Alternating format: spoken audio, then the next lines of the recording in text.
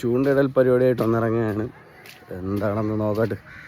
ബാക്കി വിശേഷങ്ങളൊക്കെ ബാക്കി കാണിക്കാം.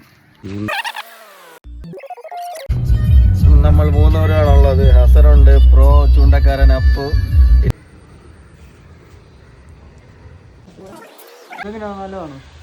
നല്ല റിസൾട്ടുള്ള ഇത് അൾട്രാ ലൈറ്റ് യൂസ് ചെയ്യും.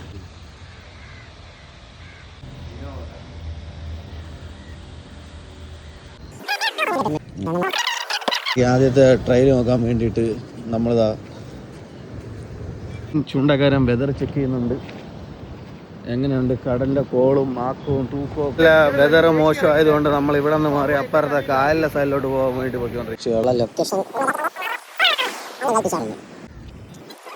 ഒന്നാമത്തെ അടി കഴിഞ്ഞു, രണ്ടാമത്തെ അടി കഴിഞ്ഞു, അങ്ങനെ പല അടികൾ കഴിഞ്ഞുകൊണ്ടിരിക്കുകയാണ്. എങ്ങനെയാ സത്യാവസ്ഥ നിങ്ങളെ അറിയിക്കുകയാണ്. ഒരു മീനും കിട്ടിയിട്ടില്ല കേട്ടോ ഇന്ന്. കടലിൻ്റെ പ്രശ്നമാണെന്നാണ് പൊതുവെ ഒരു വർത്താനം.